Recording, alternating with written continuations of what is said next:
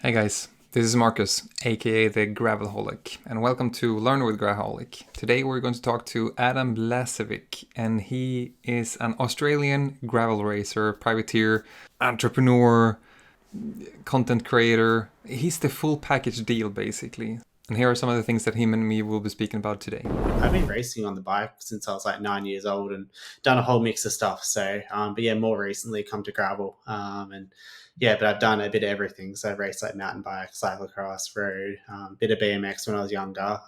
I've raced like two CX World Cup seasons in Europe as well. I'd say for me, performance is still like first, obviously, but like right below that is like the whole content and Instagram and that kind of things. Cause like that's how you market yourself as like a Yeah, privateer. Also kind of my riding style because the way like I flick the bike and hop like that's how I race, that's how I ride. I yeah. think that's just coming from like growing up off road like riding. So it's almost like going for a walk for me. Like I'm not really thinking about doing that when I'm doing it. It just kind of happens. So yeah. All right, so let's get on with the full interview. Here he comes, Adam. Hi, Adam. How are you today? Yeah, good. Thank you. Yeah, thanks for having me on. This is so funny. I've been now sitting. I need to just make a intro story, kind of that because you are right now in Melbourne, is it? No, Yeah, Melbourne, Australia. So yeah, we're on opposite sides of the world almost, which is exactly. yeah, And it's like 9:30 in the morning for me, and you said it's like 7:30 in the afternoon or yeah, just evening about to for get you, right? seven. Yeah, just about to get to 7:30 in the evening. And we're just coming out of summer, and I guess you're just coming out of winter. So Yeah, yeah, yeah, exactly. And so this whole thing, calendar thing, right now, and these weeks as well is like completely. I'm not going to curse because there's this daylight saving. I don't know if because yeah, right now we're this kind of weird gap where we have it, but some countries don't. And yeah, and I'm working with a lot of people in the North America, yeah, and the calendars has just been. It's just yeah. crashing these weeks. It's so freaking annoying. It's always tricky to line up as well, especially like meeting times, because yeah, you forget about that 1 hour, and it can just be really annoying. Because like, oh no, Yeah. like it's Do you have just daylight saving in Australia yeah, too? yeah, we've got it at the moment. Yeah, we switch soon though, so that's why like yeah, I think maybe in another couple of weeks, it'll yeah, we put the clocks back. Yeah, it'll be dark early, and we're back into yeah, it's going into winter for us. So yeah. Uh, this is I'm still trying to wrap my head around. I never been to Australia. Like how it's actually the hemisphere is just. I mean that you guys will go into winter and we have summer because you're so kind of Yeah, connected to that. You have this seasonality and around the months basically calendar years is kind of connected to the different seasons as well. But yeah, but yeah. you have the complete opposite. It's so weird.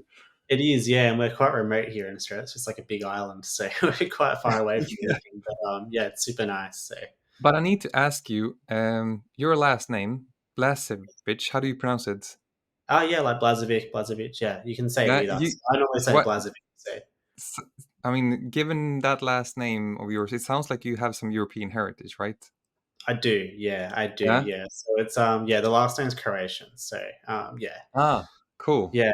I mean, On the start lines in Europe, I probably blend in a little bit more, like yeah.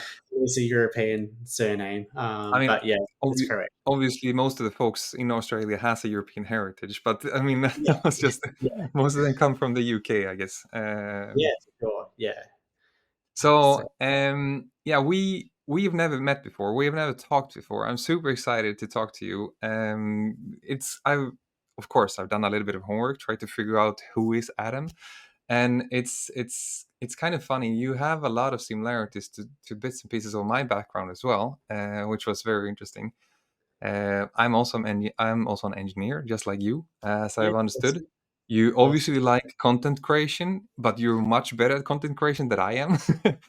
You Oh, obviously like riding your bike, and now last couple of years as well to ride gravel, and that's obviously what yeah. I do as well. And but you're much better at that too.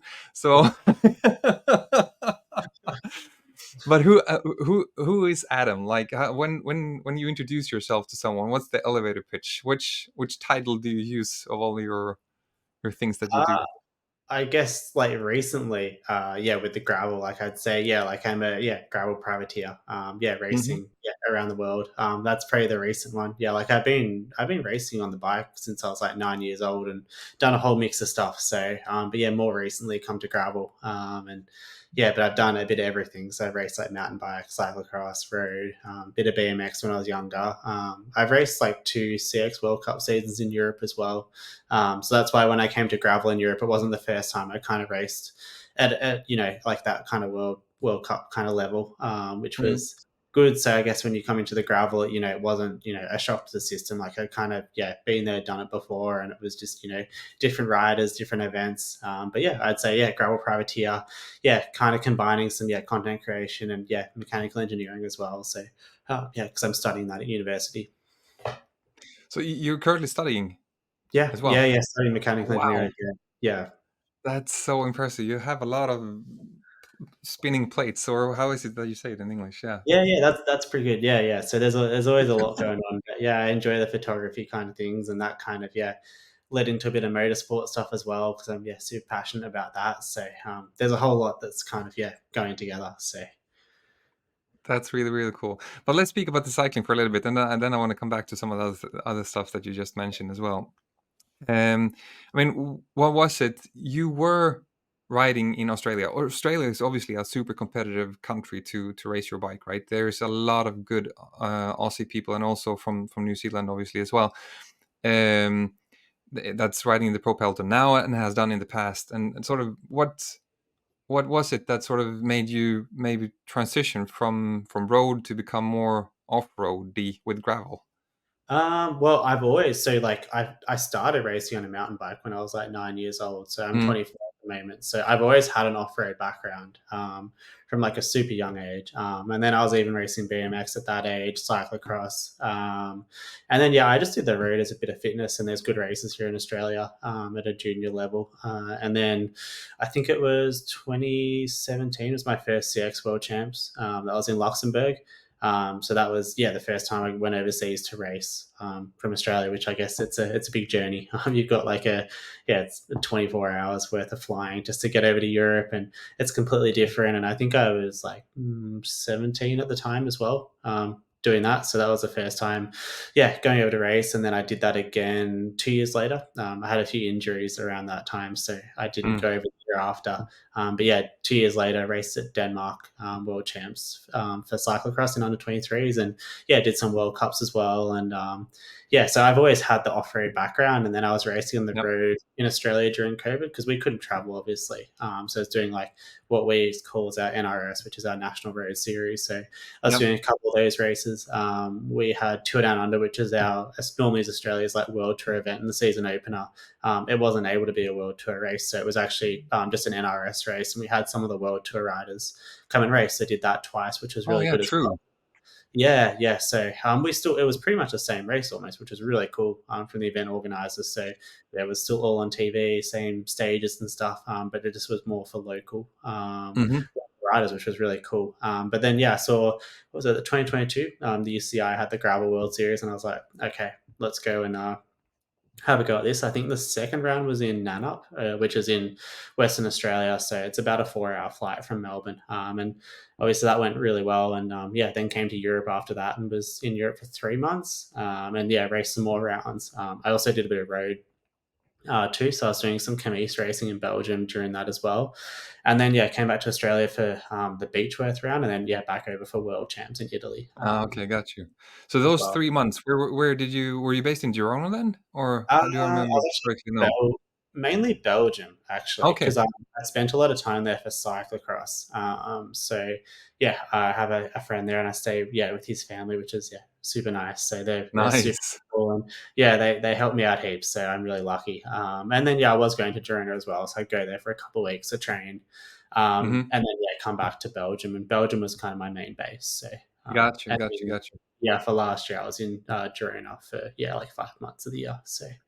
Was it hard or was it easy to sort of throw everything together when it comes to the gravel privateering side of things, like getting the sponsorships in place and the money that you need to travel and all those things? How did that come to Uh, be? well, for 2022, I was already riding for like giant, like the Australian factory off road team. So I Hmm. already had like off road support. So for 2022, I was kind of racing, yeah, under that still. And Yeah. Okay. then yeah, for 2023, I pulled together my own program. So Hmm. I just because of like the way the racing went and going to a more sort of global level, I switched over to kind of all global partnerships with all these great brands, which has been awesome. So yeah, like now with like Scott, SRAM, Physique, Pedal Mafia, Zip. It's been really good. Yeah, So, you but have a it's pretty decent portfolio of brands there, huh? yeah, I've been really lucky. Like, I feel like I'm really lucky on kind of some of the best brands in the industry. And to be, doing that is, it's super cool. And obviously in gravel, like the equipment's kind of the main part of it. Like it's so hard on the bikes and everything. So you really have to have everything Yeah. like super dialed. So yeah, that was kind of, just putting all these partnerships together. I had a little bit of support from some people I know to kind of do all these proposals and stuff. But it's pretty much been all me. Just you just approach the brands and pitch a partnership, and then you can have a few meetings and stuff, and then if it's successful, it kind of goes through, and then that's how it kind of works with a privateer. Yeah. So I'm curious to pick your brain about one topic that's interesting to me, and I hopefully also the audience. I mean, when you look at pro road cycling, right? It's so much about the performance itself. Maybe not as much as the brand, and maybe there's also an aspect of content creation and sort of sociability and recognizability with the riders, and a little bit it's getting there as well. But on the Yeah, on the gravel side of things, it's much more that people want to relate to you as you as a person. They want to get to know you sort of through your content and all those things. And yeah, the performance is less important. You are a good racer, right? So it's, I mean, you have had some really good results as well. But how do you sort of reconcile in that world where it's more sort of more geared towards the combination of those things rather than only the performance, if I make it very binary? yeah, yeah. So I guess for gravel, for like myself, like obviously, like I'd say for me, performance is still like first, obviously, but like right below that is like the whole content and Instagram and that kind of things, because like that's how you market yourself as like a Yeah. privateer. Like, these world tour teams, they have probably marketing people and everything that kind of do all these things to get them, these partnerships, and the riders don't really have to do that because they've got a whole team doing it. But for gravel, like you don't have anyone else that does it for you. Like you've got to do it. So the only way to sort of like show yourself or what you're capable of is through these social media platforms. And honest, it's never really been like easier or more accessible like these days. Like everyone has a phone or something, you can easily make content now, and it's the only way to kind of do it. So but Yeah. it's hard trying to combine both. So you're doing all these videos, content, and then you're trying to race and train, and it's a lot to fit in, but it's good fun. So Yeah. So I mean, obviously you do have um, a way of creating content that is your style, that is your niche. Kind of you're doing it both for yourself but also for others. So let's get into the others in just a little bit. But yeah, I'm one thing that has struck me when I was scrolling through your feed, and I've recognized it before, but these, when I guess you're using a drone that's following you maybe on a sort of mountain ridge or something, and you're doing all this bunny hopping and yeah, skidding, yeah. and it's kind of become your signature kind of almost thing, right? Or have you thought about it that actually it is, or Yeah, yeah. Like honestly, like I actually had the idea to do that kind of stuff maybe like the year before, but just because I was like just getting into the gravel and really like focus on the performance side, like I didn't really get into it. But then I kind of had this idea of what I wanted to do, and then I think it was Switzerland last year. I was there to race Octopus, which is part of the Graveler series, and found this really cool ridgeline and was like, oh, I want to ride this. So it was at the top of one of the gravel climbs in the race, and like I guess like I just wanted to show some of the scenery, what's possible on a gravel bike. I think it's more like what's possible on a gravel bike. Like you don't always have to have a yeah, mountain bike. Like I've raced mountain bike and I've done enduro, I've done a lot of different things, but you can ride a gravel bike on some of these trails, and I just wanted to show that and also show the landscape and also kind of my riding style, because the way like I flick the bike and hop, like that's how I race, that's how I ride. So I yeah, think. that's just coming from like growing up off road like riding. So it's almost like going for a walk for me. Like I'm not really thinking about doing that when I'm doing it. It just kind of happens. So yeah, That's so cool. That's so yeah, cool. Yeah, because I was thinking about it. That I'm surely he's not doing it sort of unintentionally. He looks so natural the way that you just flow through those trails and you just do a little bit bunny hop over or something yeah, I like it. I like it. I yeah. Like wish you. I mean, you obviously have control over your bike, and you can tell that you have that CX mountain bike background, and most definitely. yeah, thank you. Yeah, I guess like the way I ride, it's like yeah, smooth as fast. So like if there's little rocks, like always hop over them. Like it might take a little bit more effort to hop, but like you maintain speed on the trails and yeah, doing all those flicks with the back wheel so that you kind of like line yourself up going around a corner and you can have like a straight run at stuff. So yeah, there's a lot of different things you can do.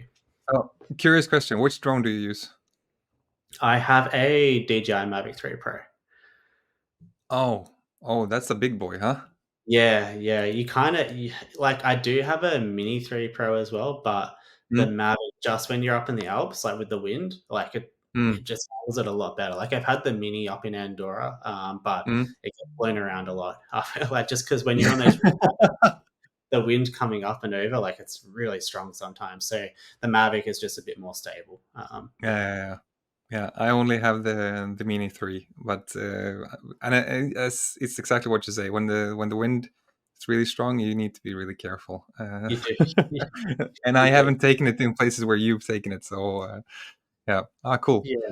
Yeah, so that's what I use for all these videos, I guess. So yeah, it's That's been really a cool. And I guess you use that if we sort of segue that into the content creation that you do for others. I guess you do a lot of drone shooting or I filming as well? at the moment no, like at the moment I'm just doing it for my own stuff. Just yeah, showing the riding clips. Like if I'm doing content for others, it's normally just on like the actual like a mirrorless camera. So Yeah. yeah, like I shoot on a Sony. So that's kind of where all the motorsport photos come from and videos there as well on that stuff. And how did that come to be? I mean, the whole sort of you starting to make create content for others as well, and motorsport particularly. Well, like I kind of I was doing some kind of photos and stuff for myself, and then at the time, like obviously through mechanical engineering, I started helping out a local race car team in Australia. They race all around Australia, and yeah, I was working on the car, like underneath the car, rebuilding suspension and stuff after training rides during COVID, and then they kind of found out I did a few photos and stuff, so I started helping them out.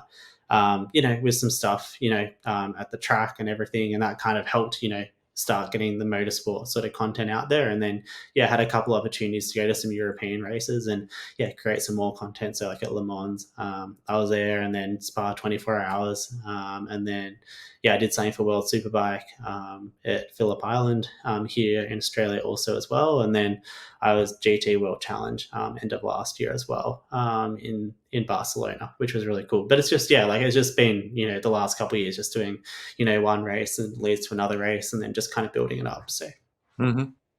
Ah, it's yeah, so super it's cool. been I really mean, it's funny how things fit together and how things can transition from one thing to being something else, right?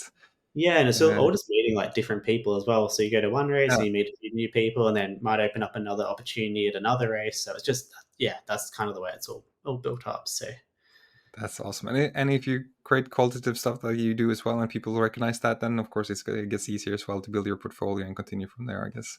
for sure, yeah, for sure. But yeah, I really enjoy it too, and I think having the engineering side of it as well, like just that attention to detail and maybe knowing what to look for when you're in like a motorsport Hmm. garage and at the track, like I guess it does help. Because you just kind of have a bit of an idea, like when the mechanics are working on the cars, you can kind of see, all right, this is maybe something interesting to show, or what they're doing. Because at those endurance races, like they're coming in and changing all four brakes like during the race, which is a pretty hectic thing to happen because like Yeah, they've all like big gloves on to pull these discs off because they're like glowing red when they're coming into the pits. So exactly. there's a lot of really interesting things that go on during the race. So That's awesome. I used to be, I mean, I wasn't in motorsports, but I used to be really a lot into cars as well in my early 20s. And yeah, I need to say this. It was kind of fun. I built my own M3 E3 E30 replica. oh, really, Yeah, that was a fun project. That's probably the most advanced stuff that I've done. It was really cool. they're pretty cool Um, cars. like those. They're awesome. Yeah, that's. I really wish that I would have been able to afford a real M3 E30. That's my Oh, dream car. And the old classical DTM racing cars. It's just so beautiful. I love yeah, them. those DTM cars are cool. Those E30s, like they're so expensive now. Like they've really gone up. Like all the older stuff. Like I think Exactly. just more electric cars and stuff coming in. But do Like you everyone's gone do back. you So race yourself as well, or do you stay in the pit, so to say? no, I haven't not behind the wheel yet. Just yeah, No, just in the. I'd love to one day. If the opportunity's there, I'd definitely love to. Yeah, do something, but yeah, not at the moment. So cool. And what you said that you're studying for mechanical engineering right now, and yeah, what? And this is again, I need to relate back to myself. It was so funny when I saw that because I'm also an engineer, yeah, and I used to as well during my studies. Or this now I'm going to make a little bit of a longer story, but in between, before I started university, I actually had a year break in between school.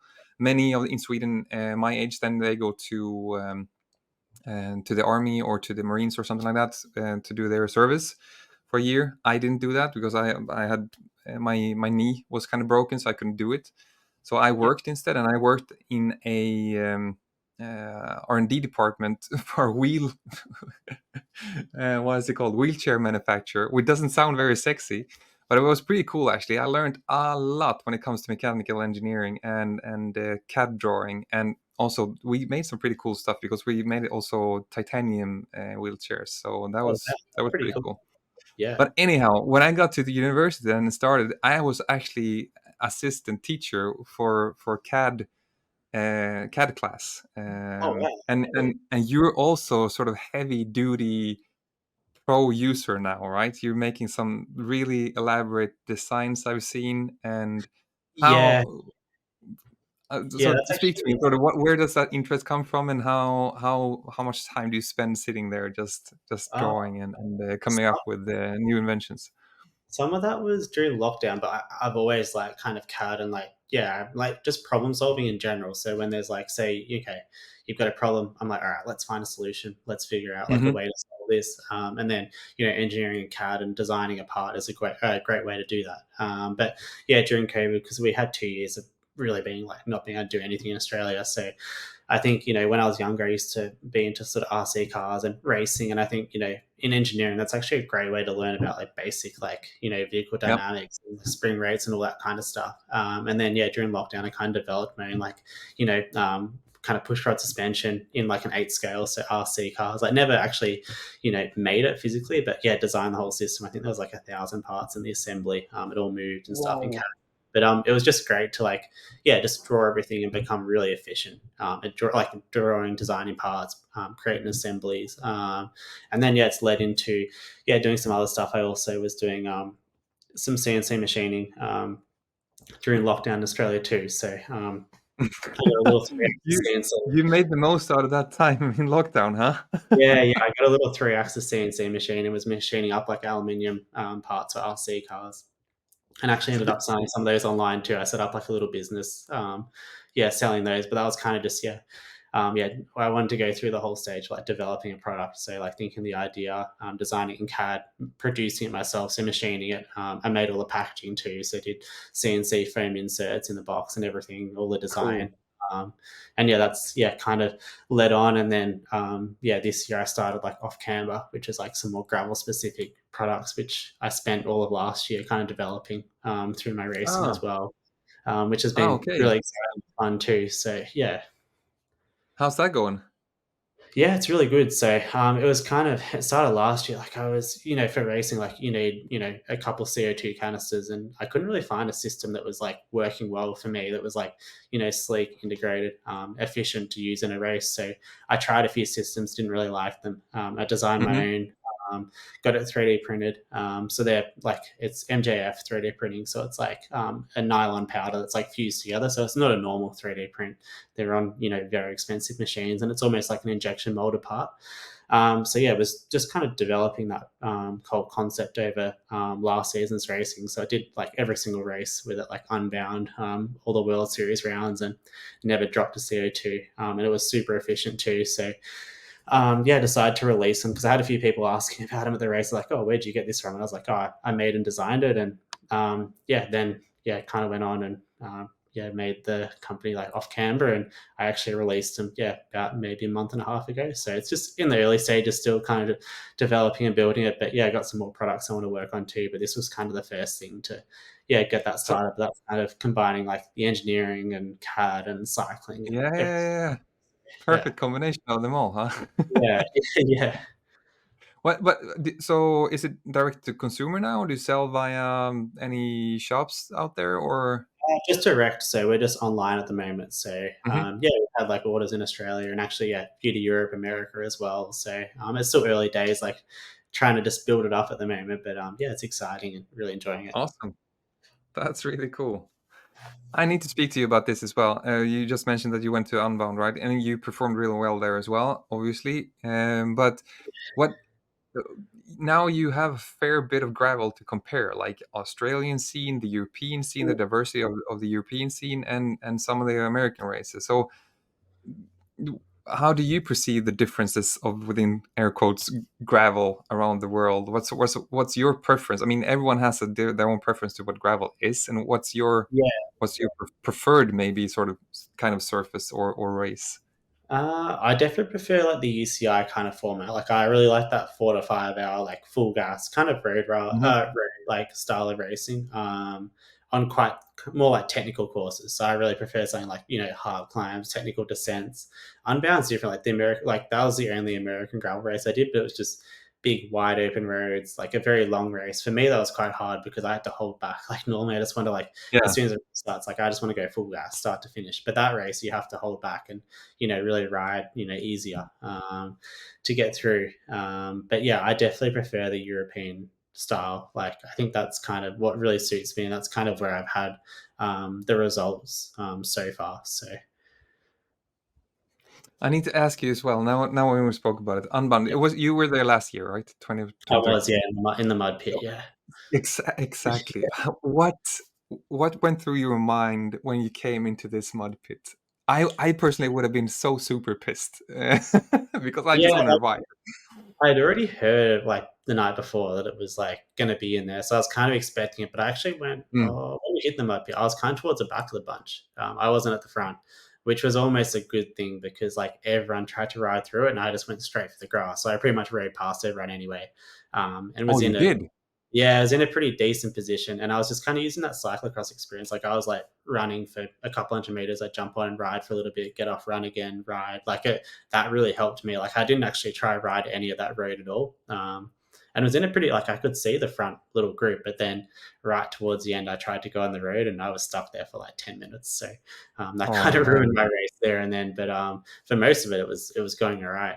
It's pretty much just like anything that's green, it's got grip and that wasn't too muddy. Like you just ride on that, but it's quite sketchy. There was pretty big rocks and stuff as well, off to the side in the grass. But it was just carnage. Like yeah, I think it was yeah, Yeah, I crazy. I think they heard should have people gone around afterwards speaking about tearing their derailleurs off and stuff like that due to the mud and everything. It's like it. awful. Yeah.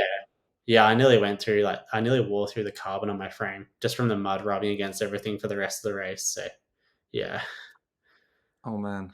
Yeah, I Oh was like, man. yeah, like lucky that we have a lot of support, so you could get new components and stuff after that race. But luckily for me, like everything, like the bike was actually fine. Like once I cleaned it up, like everything was still working. I had no mechanical Yeah. issues all day, apart from the clearance issues. But Mm. everyone had that. But yeah, mechanically, like I was riding past so many people that were just stopped on the side of the road, like shifting not working. Derailleurs snapped off. Like it was just absolute carnage. So That's insane. yeah, yeah, That's insane. So I need to speak to you about another thing that I heard the other day. You obviously you've been to the both UCI World Championships now. The two ones in Italy. The first one that I don't know if we should be called a gravel race, to be honest, but last year at least was more of a gravel race, and I mean there was more pro peloton road riders there, right? And Mathieu Mohoric, he actually won. Obviously, I mean he did a really good race, but Yeah. I heard now, I don't remember which podcast that I was listening to the other day, that they said now that he's coming to Unbound, and that he's bringing teammates as well from Bahrain. How do you feel about that? Have you heard about that, or? I did see. I thought, I don't know. Like, I guess I don't really mind it because I think, well, my first European gravel race in 2022 was in France in Millau, and I had to race Nicky Terpstra with teammates from Total Energies. So, like, Hmm. I didn't really mind. And like my race plan for that race, like, because it started up a 20-minute climb, I just went full gas from the start, and pretty much almost dropped everyone. And then it was just me, Nicky, and another Dutch rider, Piotr, for the rest of the race for like 100 k's. The Hawk, But huh? yeah, but I knew like I had to drop the other Total Energies riders because I couldn't race like, four of them as a team. I could race maybe one or two of them, but it had to be like a one-on-one kind of battle. But I think, yeah, for Hmm. Unbound, like if it's a dry, fast race, like it would definitely be an advantage having those teammates there. But it's interesting. You can't stop it either. Like it's just going to happen. There's no Yeah, rules sooner or or anything. later, I guess. Sooner or later. Well, It's fun. it's going to be super, super interesting to see how that plays out, if it Yeah. does. Um, Yeah, yeah. because even at my first, like, I actually didn't race world champs last year. I got COVID just before it, so I didn't end up going to Italy. But the year Oh, before, okay. yeah, but the year before I was racing, and that was with all the world tour riders too. So I think I was in the Yeah. front group of like maybe 30, and there was like maybe like two or three other gravel riders like in that front group. It was just all world tour riders, like Mm, Matthew and Sagan and Van Avermaet, and yeah, that was crazy. That was next level hard. So yeah. I think it's pretty cool that they come and that they show interest as well. That also gives even more sort of gravel racing becomes more legit, kind of, for as well. sure, That like, I was they want to do. They understand also the brand awareness is also something that if they become world champs and yeah. yeah. Yeah, I like it too. Like, I guess, like for me in France, like racing Nicky Terpstra, who's like, one of the best classics riders out there. Hmm. It makes it really legit for the race. Like you're racing, one of the best riders in the world, and then same for world champs. Like, I was on Matthew's wheel up that first climb, and there's riders just going like out the back, like every meter. So when you can actually hang with those guys at the front of a race, like it does, it gives you a lot of confidence, but it also makes the racing like super legit. So Hmm. yeah, I'm all for it. Like I don't mind it. So yeah, Cool. And one thing that I didn't realize that I think that I saw as well, that you were actually at Gravel Grit and Grind last year as well, were you? I was. Yeah, In yeah, Halmstad. yeah. That's my home turf, right? My home Oh, race, yeah. kind of. So I was like, I've done it. I've done it twice I now. didn't see you there. If I would have known that you were there, then I would have approached you and said hi. Yeah, yeah, for sure. Yeah, I've done it twice. That was the second year I've done it. So I did it in Yeah, 2022 as well. So it's a great. I really like that race. It's super fun. It's really fast, and yeah, it's good racing. So yeah. Now, yeah, I'm really curious what they're going to do with the route this year. Peter, that's organizing the race. I had him on the show as well. oh, He's awesome. a such a cool guy. Yeah. So yeah, so you are you planning to come back as well this year as well? You said. I've got to see how the schedule's looking this year, but yeah, like if I Hmm. can come back, I'd like to. It's a fun course. I think it's one of the fastest courses we have for the year because I think like we average like nearly it's like 37 or 38k an hour for that Yeah. course. So it's quick, but it's fun racing. And this year there was like the front bunch was huge. Like for the Mm. the whole race, I've never seen that many people at the front of a gravel race before. So it was really good level, which was cool to see. So Yeah. No, there was a lot of really, I mean, really good riders this year or last year, 2023. So I'm really looking forward to see how it's going to evolve this year as well. And I really hope that I can be there as well. I mean, I'm going to be mid pack somewhere down the line, not really qualifying, but nonetheless, I think it's fun to do it and just to feel the adrenaline rush and as you say the push at the start is just I love it. It's scary, yeah. but I love it. Yeah, the starts are Um, hectic with that many people all trying mhm. to go into like a small gravel road, especially that climb when you turn. Yeah. I think it's is it right or left? I think it's was it. I think it No, might it's a have been. right turn, and then you will went up Yeah, that first yeah climb. that's hard. Like you're just you're doing some big watts up that like climb for 5 minutes through the front. So yeah, it's interesting. So how did you place in that in Gravel Wind this I year? think I was maybe ninth this year. I just struggled a bit at the end. Like the just Mm. I think Paul Voss and Jasper went away because Nicky Churchill kind of snuck away maybe Yeah. like 30 feet ago and just missed that move. And then those guys went, just didn't have like I was just a bit out of position on one of those Mm. last climbs. And yeah, I was in like the next group. And then yeah, just didn't have much legs left in the final. But yeah, it wasn't too bad. So it was a Hmm. hard race. Like it was just full gas all day. So yeah. Yeah. Yeah. Very, very cool. So I mean, let's speak about your schedule. Have you set your schedule for this year already? A little bit, yeah, yeah. Like I'm still kind of mapping it out a little bit, but I've kind of the start of the season will be over in April, in Spain. So like the Gravel Earth series in Granada, the UCI series there, and then the Tracker in Girona as well. So Tracker 200. So that's kind of the Oh, first part cool. of the season, and Yeah. then I'll actually come back to Australia for a little bit, and then come back to Europe later in July, I think, to race. So kind of splitting it up a little bit this year, so I can come back home, train a little bit, and then come back over again. So Hmm. Yeah, and it is quite of a trip to do, right? So I can understand that if you want to go, you stay for a little bit and then you, yeah, go back. yeah, for It's, sure, definitely. it's not something that you do for a weekend, I guess. No, no, you spend more time in the plane than you would actually there. So And would you bring like at least two bikes, or how do you do it? yeah, I normally bring like two bikes, so road bike, gravel bike. I've actually got a gravel bike still over in Europe as well. So Oh, I okay. probably won't even bring a gravel bike over this time. Just bring my road bike and yeah, train on that and use my gravel bike over there to race on. So but yeah, it's tricky. You got to bring a lot of luggage around and stuff. Or Yeah, sometimes I get parts shipped straight to Europe and do stuff there instead of carrying it all across myself. yeah, that makes sense. That makes sense. So, kind of circling back to what we started talking about, all the different things that you do. Where do you see yourself like in 5 to 10 years? Well, what are you doing by then?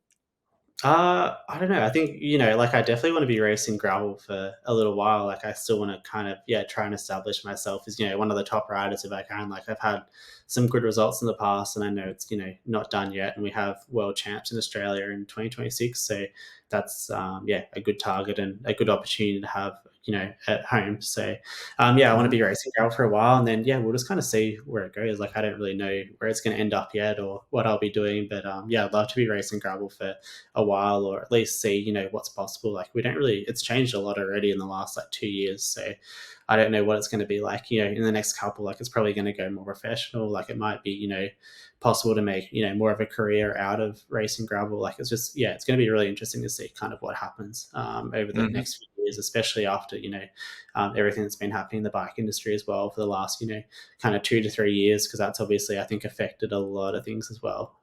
So it'd be Yeah, interesting to see kind of how that levels out, and then what the future holds.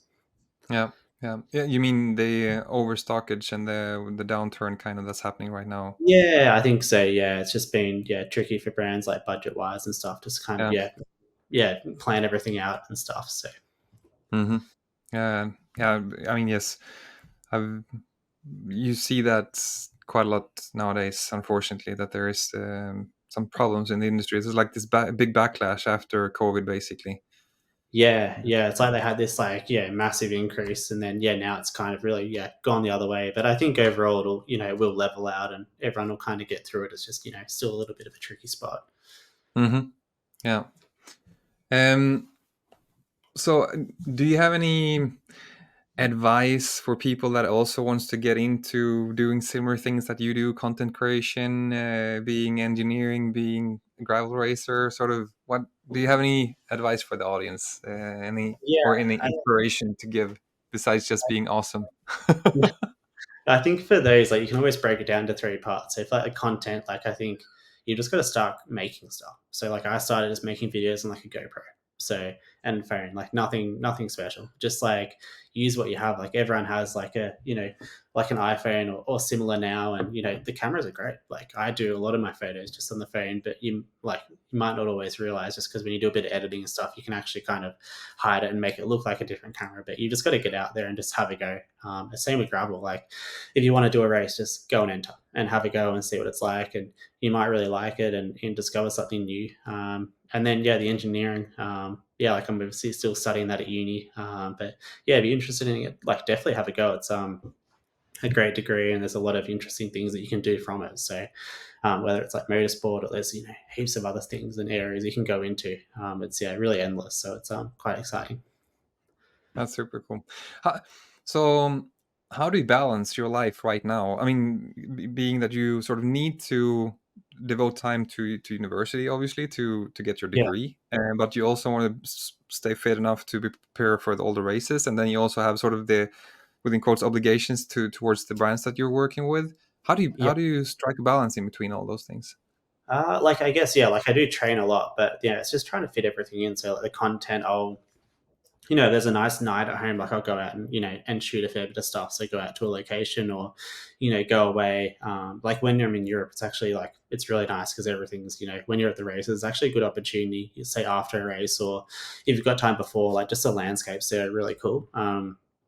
So you can get quite a few different content shoots in, but yeah, it's just like really time management and juggling it, and yeah, fitting everything in, because it is a lot to trying to fit in, but yeah, it's definitely possible to kind of manage it all, and yeah, put it in. So Do you, do you have a like a notebook where you write everything down, or do you plan to do like use your calendar on your phone, or how do you sort of organize that? How do you do the time management? I guess like yeah, I have like notes on my phone and like use Notion a little bit too. So say for like content, like I'll in Notion I'll just put down a whole bunch of content ideas, and then I Hmm. have it organized. So they're just like okay, these are ideas, and then I can move it across and go okay into the planning stage, and then okay filming stage, editing. Okay, it's been posted, done. Like forget about that one, move on to the next one. So the content I don't really like. I guess put in my calendar, because like some nights like you just might not have the right conditions to do the shoot. So it's really that's got to be flexible around everything else, really. So it's kind of just where there's time, where the conditions suit. Apart from like say if I go out to a location, so I went up to the high country recently, which is about a 4 hour drive, but that was scheduled in. So that was like okay, they've got 3 days of up here. So I actually had a few easy days on the bike, and pretty much all those days were focused on content. So it was like up at sunrise, go shoot during the day, go for a bit of a ride, sunset, go shoot, get up the next day, do it all again. So pretty long days, but it's good fun and I enjoy it. So it doesn't really seem like super hard work or anything. Awesome, awesome.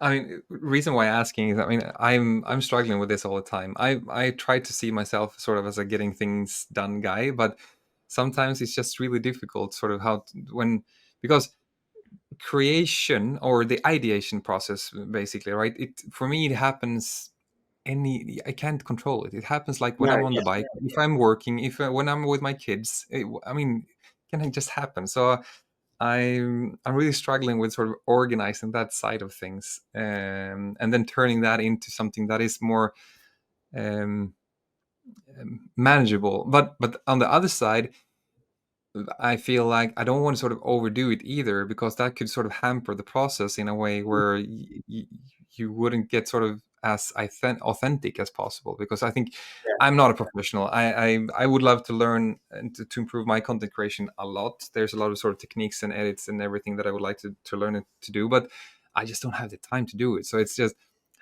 finding that sort of balance is the tricky thing for me personally.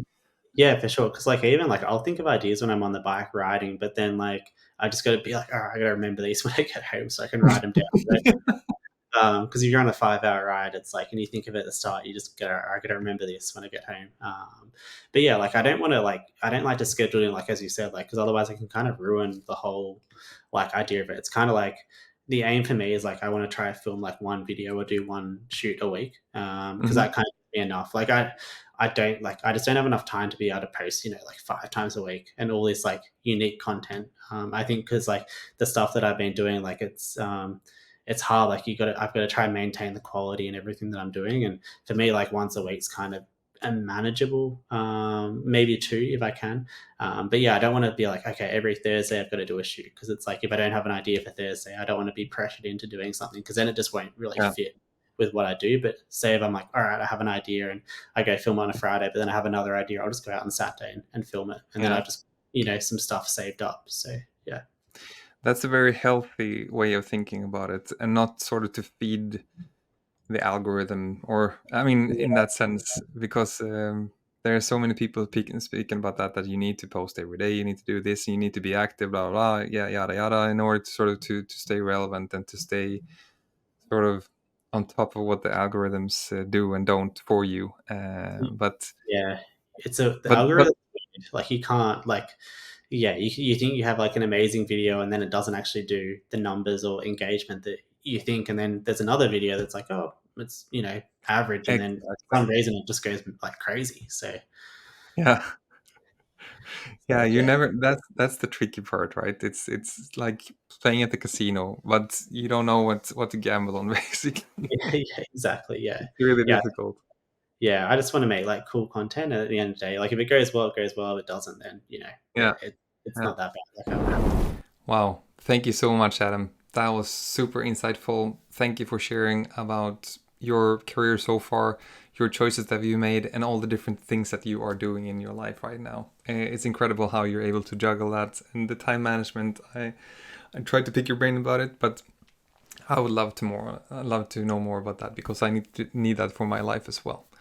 If you find this insightful, please subscribe, like, send a comment. Let me know what you think about this interview and the others that you can find on the podcast. And of course, you can find them on Spotify. You can find them on Apple Podcast, YouTube, of course, and also on SoundCloud. Those are the 4 platforms where you can find Learn with Graveloholic if you search for it. Great. Thank you guys. Next week, I'll be back with yet another interview. So see you then. Bye.